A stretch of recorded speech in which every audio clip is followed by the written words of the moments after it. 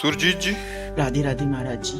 राधे राधे महाराज जी। महाराज जी, प्रश्न बहुत बार आता है कि हमने सबके साथ अच्छा करने की कोशिश की, मदद की, बट बदले में हमें ये मिला वो मिला और नफरत ही मिली। हम ये कहते हैं कि हम किसी के साथ अच्छाई का बर्ताव करते हैं तो हम बदला क्यों चाहें? भगवान ने हमें अच्छाई करने का गुण दिया है तो हम दूसरों के साथ अच्छाई करें।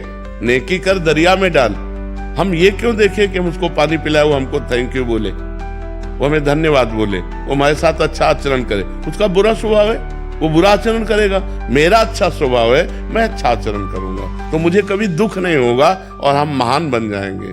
हम लोग इसी में गिर जाते हैं कि हमने इसके साथ अच्छा व्यवहार किया, या हमारे साथ बुरा कर रहा है, तो फिर हम उसके साथ बुरा व्यवहार की बात सोचने लगते हैं, तो हम अपनी अच्छाई से गिर जाते हैं। सोचते हैं भगवान तुम्हें देख लेंगे, इतना तो आ ही जाता है ना दिमाग में। अब हम गिर गए अपनी अच्छाई से।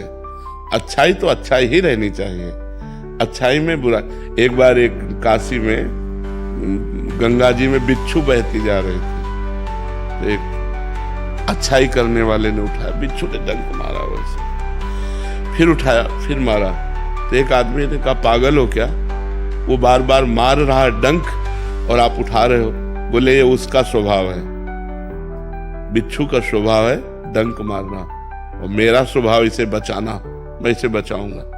और बाहर एक बार कर दिया। तो ऐसे जैसे गलत स्वभाव के लोग हैं, अब आप अच्छा बर्ताव करेंगे तो वो बेचारे करें क्या?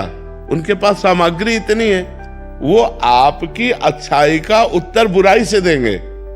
आपको चाहिए अपनी अच्छाई बचाकर उनकी बुराई को वापस कर दें। वो बुराई आप पर हावी ना हो पावे, आप पर प्रभाव ना डाल पावे, तभी अच्छाई रहेगी। और ये तब हो सकता है जब हम भगवत भाव से करें। इनमें भगवान विराजमान है, तो हम इनसे बदला नहीं चाहेंगे, भगवान हमको देंगे। हमारी अच्छाई का फल हमें भगवान देंगे। ये क्या दे सकते हैं? ये बुराई ही दे सकते हैं। इस तो हम प्रसन्न रहेंगे। अगर हम किसी व्यक्ति से ये आशा रखें कि हम अच्छाई करें, वो हमारे साथ अच्छाई करें, तो असंभव। ये कलयुग है, यहाँ कपट छल, मतलब अगर आप उनकी ऐसी परिस्थिति में जब कोई सहयोग नहीं दे रहा, सहयोग दे दिया और उसको पता चल गया कि आदमी तो सरल स्वभाव का दयावान है, तो वो आपको नष्ट करने की भी सोच सकता है कि इसको फंसा लो। वो ये नहीं सोचेगा कि जब कोई साथ नहीं दे रहा था तब इस व्यक्ति ने साथ दिया, मैं कृतज्ञता प्रकट करूं। नहीं, आज का समय ऐसा नहीं। आपको बेवकूफ माना जाएगा। आप ज्यादा उदारता दिखाएंगे और ज्यादा सहयोग करेंगे तो माना जाएगा कम बुद्धि का आदमी। जी महाराज जी यही बोलते हैं। हाँ और जो छल कपट बेईमानी करे, बोले बड़े प्रवीण आदमी हैं। आज सम्मान किनका होता है? दंभी, पाखंडी, छल कपट का। और सत्य से चलोगे तो बुद्धू कहे जाओगे। दूसरे को जरूरत पड़ी, अपनी जेब से निकाल के दे दिया। दूसरा भूखा है, अपना भोजन दे। इसको भगवान आदर देते हैं। तो हम जब जिसको भगवान आदर देते हैं उसका कोई अनादर नहीं कर सकता, वो आगे चलकर प्रकाशित हो जाएगा। इसलिए आप भगवान से जुड़ो, इंसान की सेवा करो भगवत भाव से, बदले में उससे मत चाहो, तो आपकी अच्छाई आपको भगवान तक पहुंचा देगी। पर जी हम क्या चाहते हैं कि अभी हमने अच्छा किया तो अच्छे का परिणाम तत्काल अच्छा मिले, बट महाराज जी ये तो पक्का है ना कि बाद में मिलेगा? पक्का 1000% पक्का मिलेगा। जब बुरे कर्म का फल मिलता है तो अच्छाई का फल क्यों नहीं मिलेगा? नहीं मिलेगा। महाराज जी उसका रूप क्या होगा?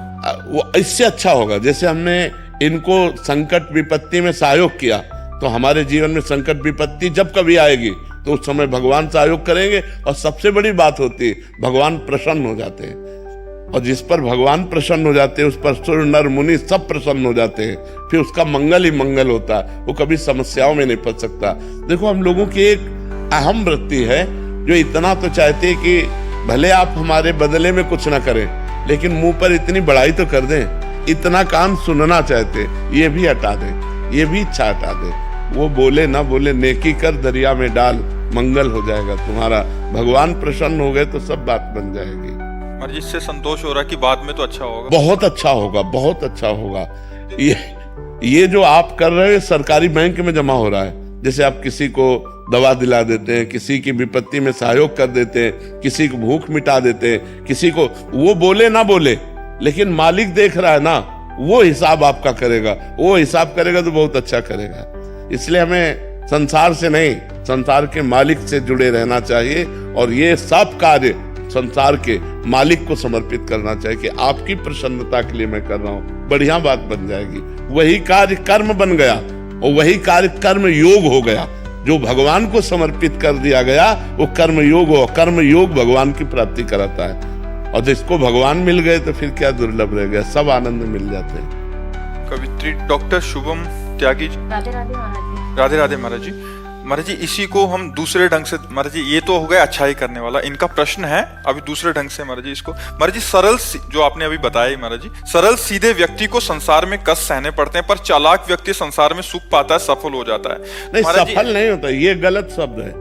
सफल नहीं होगा कभी। कोई चालाकी से सफल हो सकता है। रावण जैसा कोई चालाक पुरुष था, सब विद्याओं का ज्ञाता, परम चालाक था। कालनेमित से बढ़कर कोई चालाक था? पूरी संजीवनी बूटी जैसी ही द्रोणागिरी में हर औषधि को कर दिया और साधु बनकर बैठ गया। हनुमान जी ने मार डाला, राम जी ने रावण को मार डाला, रहा न को कुल रोवन यारा। चालाक पुरुष सफल कैसे हो सकता है? नहीं, सीधा सरल पुरुष कष्ट पा सकता है पर सफल सीधा और सरल सच्चाई पर चलने वाला हो। जैसे धर्मराज युधिष्ठिर बिल्कुल सीधे थे, यहां तक इतने सीधे थे कि युद्ध क्षेत्र में कल कौन सी रणनीति है वो जाके दुर्योधन सीधे पूछ लेता था। भ्राताश्री कल कौन सा चक्रव्यूह रचना है, तो वो बता देते थे। इसीलिए भगवान दो बैठक करते थे, एक युधिष्ठिर के साथ और एक युधिष्ठिर से अलग। युधिष्ठिर के साथ जो बैठक की वो चक्रव्यूह रचना ही नहीं होगी, क्योंकि वो दुर्योधन को पता हो। इतने सरल थे कि वो आके पूछ लेते, वो पूरी बात बता देते थे। तो आप देखो विनाश किसका हुआ? चतुर चालाक, जिसके साथ शकुनी, दुशासन, कर्ण, दुर्योधन के साथ इतने चालाकी की हद थे ये लोग। तो क्या ये लोग सफल हुए? नहीं, सफल हुए सीधे साधे युधिष्ठिर जी महाराज, और नाश हुआ उन चालाक पुरुषों का। तो चालाक पुरुष तुम्हें सफल होते नजर आएगा लेकिन सफल नहीं हो सकता। सीधा साधा पुरुष तुम्हें दुख भोगते नजर आएगा लेकिन वो दुख भोगेगा नहीं, आगे चलकर वही विजय को प्राप्त होगा। थोड़ी यात्रा ऐसी है जिसमें संशय हो सकता है देखकर कि बेईमान, दुष्ट, चालाक, कपटी पुरुष उन्नति को प्राप्त हो रहा है और धर्मात्मा, ईमानदार दुख को प्राप्त हो रहा है। थोड़ी देर की यात्रा है लेकिन परिणाम में जो सही चल रहा है उसका सही परिणाम होगा और जो गलत चल रहा है उसका गलत परिणाम होगा पक्का। आज तक की पूरा सृष्टि का विधान ऐसा है। जी जी महाराज जी, लेकिन ट्रांसफर पोस्टिंग में कई बार चालाक लोग अच्छी जगह ले जाते हैं और सीधे सरल लोगों के ट्रांसफर कहीं भी नहीं ऐसा। वो देखो दुर्योधन राजा बना कि नहीं बना? दुर्योधन राजा कुछ दिन के लिए बना कि नहीं बना, लेकिन 100 भाई मारे गए। असली में राजा हस्तिनापुर के महाराज युधिष्ठिर ही बने। थोड़ी देर के लिए वो पद वो दिखाई दे सकता है कि वो बेईमानी चालाकी करके फ्रॉड करके पद को प्राप्त कर ले, ऐसा हो सकता है, मान सकते हैं, उसका पुण्य उसको साथ दे सकता है। लेकिन परिणाम, जो जीवन का परिणाम है वो ये पद नहीं है। मरोगे तो तुम्हारे साथ पद नहीं जाएगा, तुम्हारे साथ रुपया नहीं जाएगा, तुम्हारी अच्छाई जाएगी, तुम्हारे सत्कर्म जाएंगे। और ये पक्की बात समझ लो कि जनता मूर्ख थोड़ी देर के लिए बन सकती, लेकिन जब आपके आचरणों का, और भगवान ऐसी बुद्धि भ्रष्ट कर देते हैं कि खुला आचरण उसकी गंदगी सामने आ जाती है। आदमी की इज्जत चली गई तो किस योग रह गया? तो ये पक्का समझ लो, अच्छा पुरुष और धर्मात्मा पुरुष दुखी हो सकता है लेकिन हार नहीं सकता। विजय को वही प्राप्त होगा।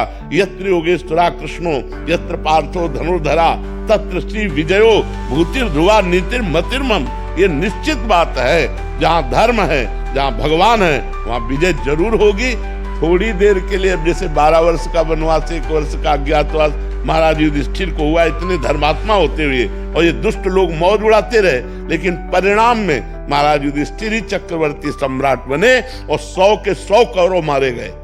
तो इसलिए हमें अपने मन को धर्म में ही लगाना चाहिए, चाहे थोड़ा दुख मिले, थोड़ा उन्नति कम दिखाई दे, लेकिन आगे चलकर वो उन्नति को प्राप्त होगा। धर्मात्मा दीपक की तरह जलता है पर वो जलता रहता है, और अधर्मी हाइलोजन की तरह जलता है पर फ्यूज हो जाता है। वो एकदम चढ़ा और एकदम फ्यूज हो गया, एकदम नष्ट हो गया। धर्मात्मा पुरुष दीपक की लौ की तरह जलता रहता है और अपने घर को प्रकाशित कर देता है। इसलिए धर्म से चलो, भगवान का आश्रय लो। बुरे आचरणों से कभी किसी का कोई लाभ नहीं हुआ, थोड़ी देर लाभ होते दिखाई दिया, लेकिन परिणाम में विनाश ही होगा, अशांति ही होगी। कभी पाप कर्म करने वाला, छल कपट करने वाला सुखी नहीं हो सकता। परिणाम में थोड़े दिन तो आपको लग सकता है कि सुखी हो रहा है, लेकिन फिर ऐसा रहेगा कि मिट्टी में मिल जाएगा, रहा न को कुल रोवन हारा। सामने से तो बहुत सुंदर दिखाई दे रहे और पीछे जो पाप कर रहे तो मालिक देख रहा है, उसका हिसाब मालिक करेगा। मालिक की दुकान में है, सबका जीवन खाता है।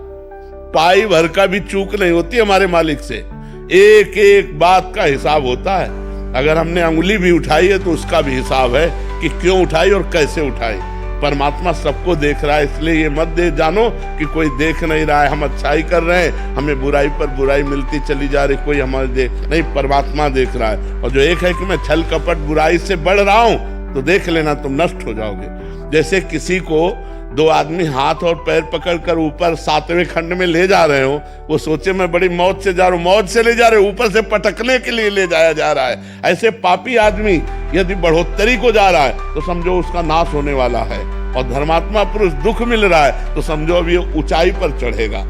तो आज तक जो हमारा इतिहास साक्षी है, जिसमें महापुरुष गए हैं, वो मार्ग सत्य है, वो अच्छाई है, वो परोपकार है। अगर इसमें चलेंगे तो हम महापुरुषों की गति को प्राप्त होंगे। अंतिम गति हमारी सुधर जाए, यही मनुष्य जीवन का लाभ है।